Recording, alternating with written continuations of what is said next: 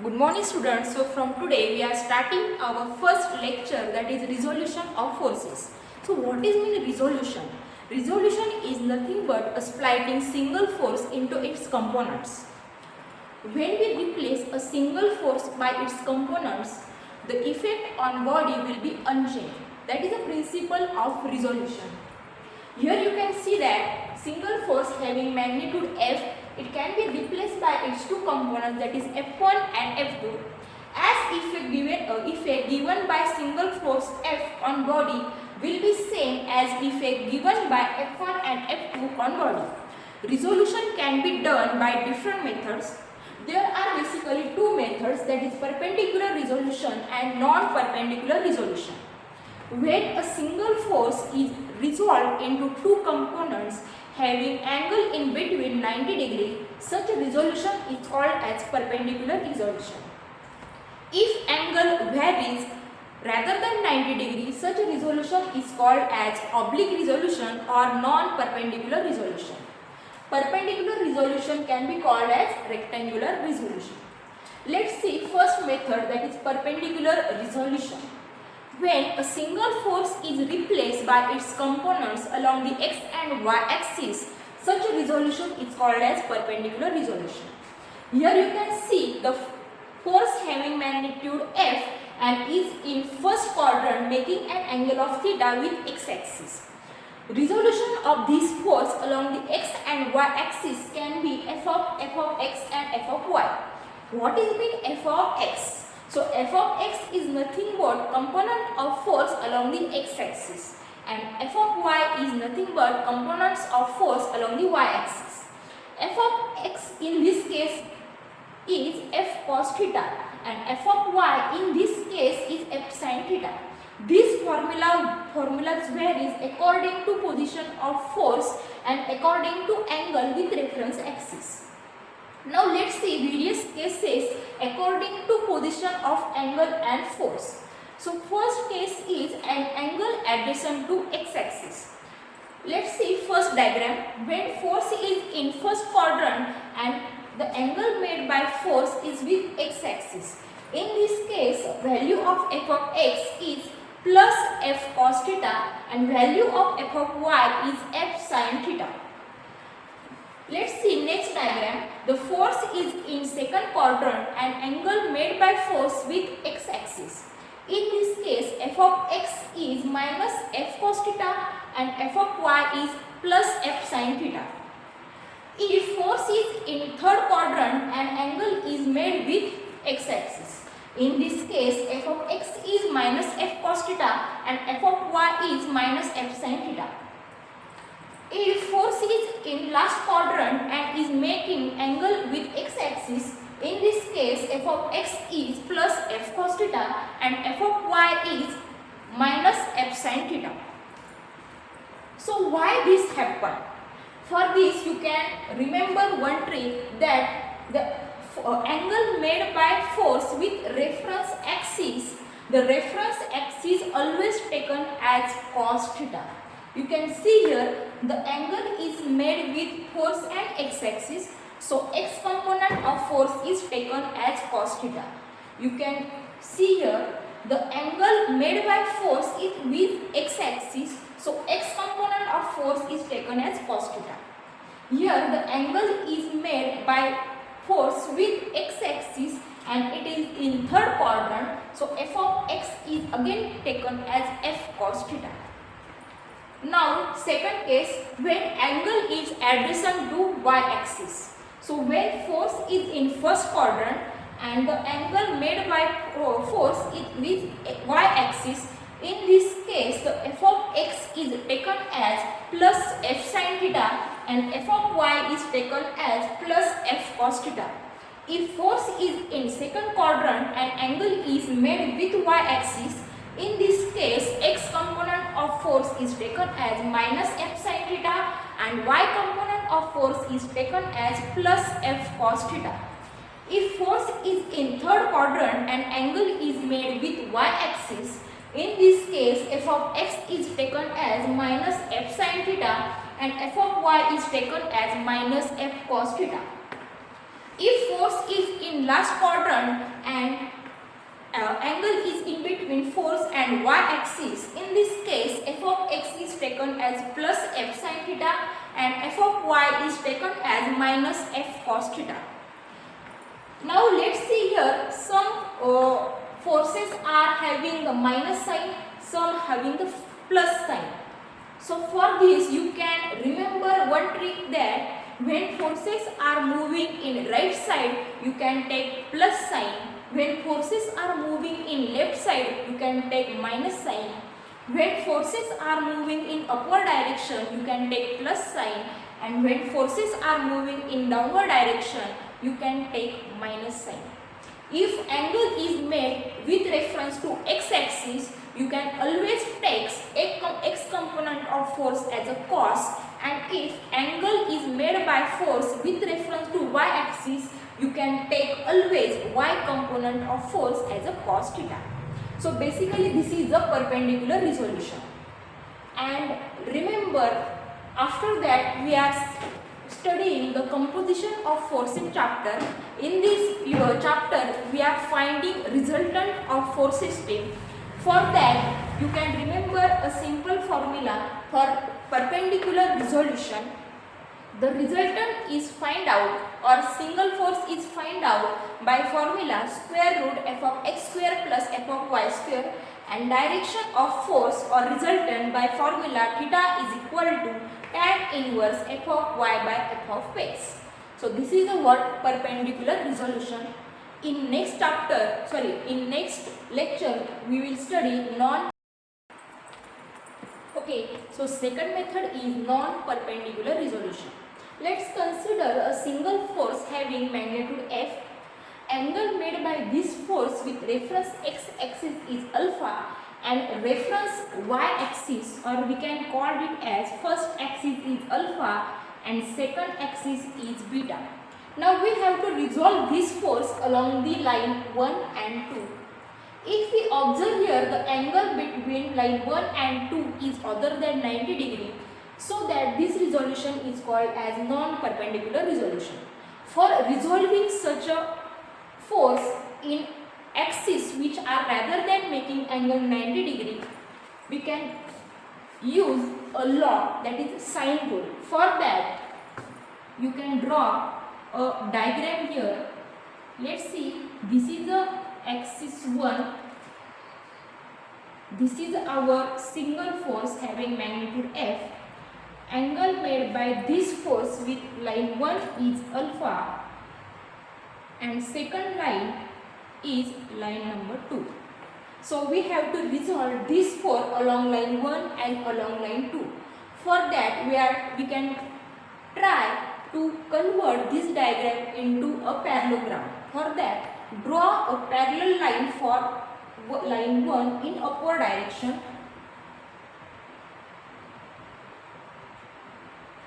and draw line parallel to line 2 in right direction. Here is the angle made by single force with line number 2 is beta. Okay, and we have to resolve this single force along the line 1 and line 2. The resolved component of force along line 1 we can call it as force F1, and resolved component of force F along line 2 we can call it as F2. So we have to find out magnitude of F1 and F2. For that, try to find each and every angle in between parallelogram. If this angle is beta, this angle will also beta according to Z law. If this angle is alpha, this angle will be alpha again according to Z law. This angle will be alpha plus beta. So we know that the angle made on a line always 180 degree. So this angle will comes out 180 minus alpha plus beta. This will also 180 minus alpha plus beta. If this force is F2, Here you can also show the force F2 because this line and this line are parallel to each other. If this is F1, you can show here also force F1. So A, B, C, D. We can get a parallelogram A, B, C, D. Now for finding magnitude F1 and F2, we can use standard sine rule. So according to sine rule, we can write down a equation as, so this is a force F. So F divided by opposite angle of force F is 180 minus alpha plus beta. So sine of this angle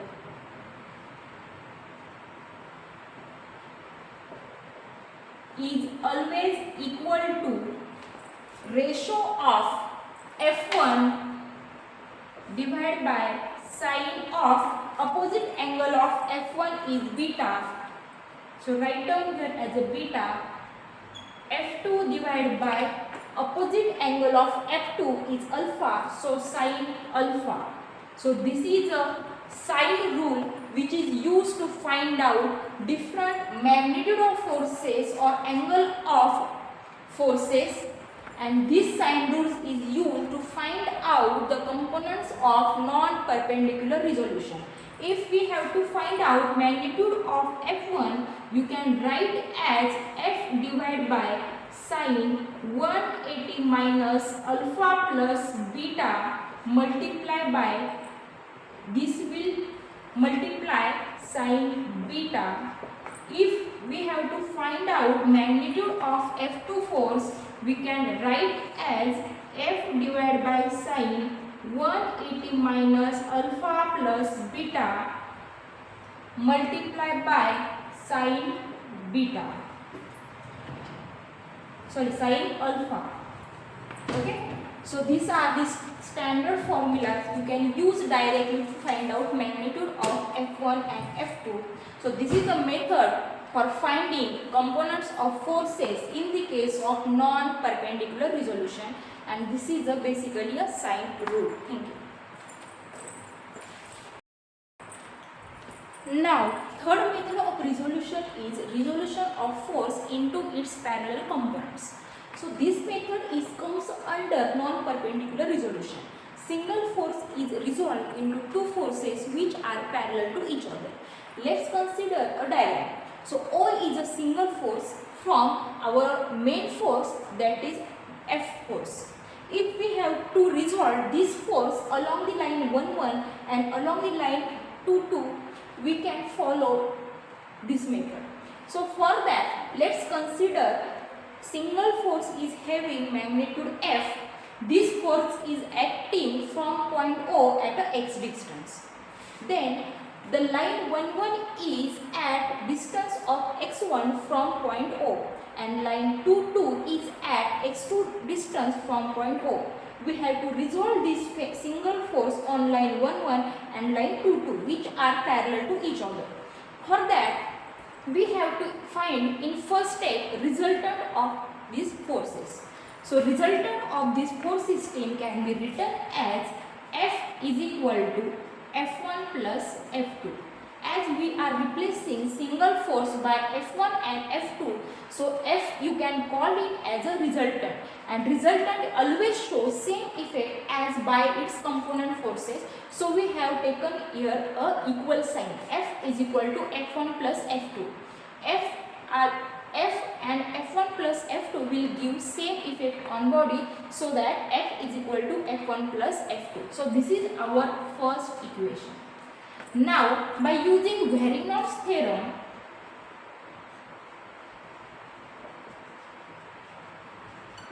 so what Varigno's theorem says? Varigno's theorem says that the moment of resultant about any point is equal to algebraic sum of moment of all forces about same point. By using this theorem, you can write it as moment of force about O is equal to summation of moment of all forces about point O. So moment of resultant we can write as F into, here a force F, here is our point of moment. So perpendicular distance between force and center of moment is nothing but x. So multiply by x is equal to moment of first force. So magnitude of this force is F1 and perpendicular distance between force and moment center is x1. This force will show clockwise movement, so we can take sign as negative. Here also our resultant will show the clockwise movement, so take sign as negative, plus moment of second force. Second force is having magnitude F2 and perpendicular distance between F2 and moment center is x2. So this is equation number 2 by Varignon theorem. If we know the value of resultant, that is a single force, you can easily find out the value of F1 and F2.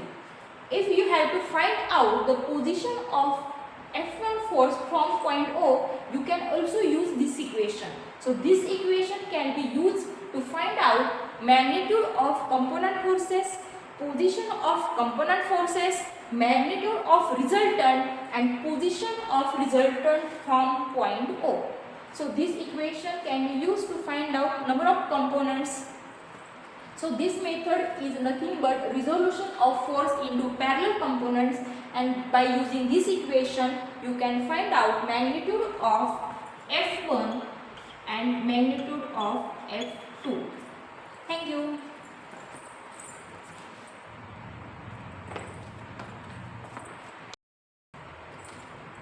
Now let's see first numerical. Resolve 750 Newton force. So here you can observe our nut and bolt which is pulled with force 750 Newton, and we have to resolve this force into its components. Now observe this force is not a proper vertical, not a proper horizontal. So this force is having inclination of 60 degree with horizontal axis. We can consider this axis is as x-axis and this axis is as y-axis. So now again observe x and y-axis are making an angle of 90 degree. So this resolution is nothing but perpendicular resolution. So draw FBD for this diagram. So this is our y-axis and this is our x-axis.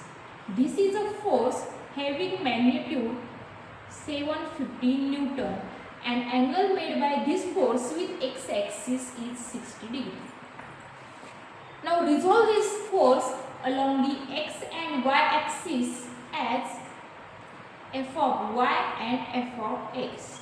So f of x and f of y can be written as, let's see, the force is making an angle with reference to x-axis. So x component of force can be taken as f cos theta and y component of force can be taken as f sin theta.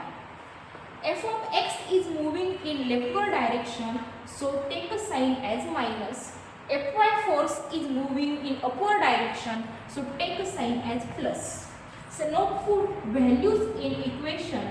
Minus 750 cos 60 degree and plus 750 sin 60 degree.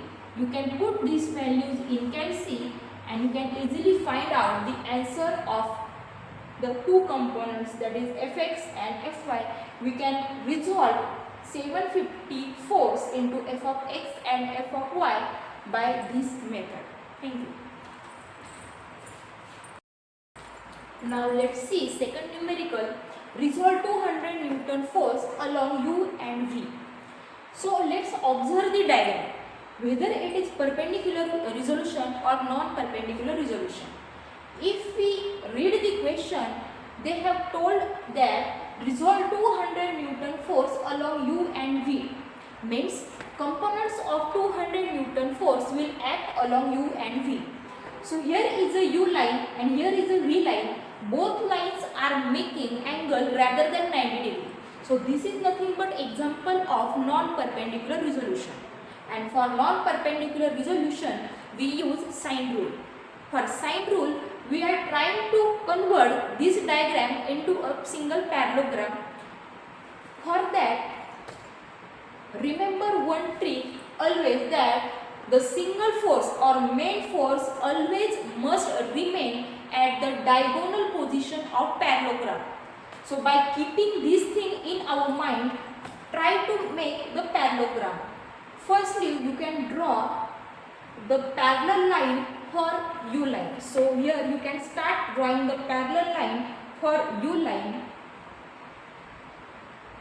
You can draw line such that, and again draw the line parallel to our V line. So you can draw line like that. So this line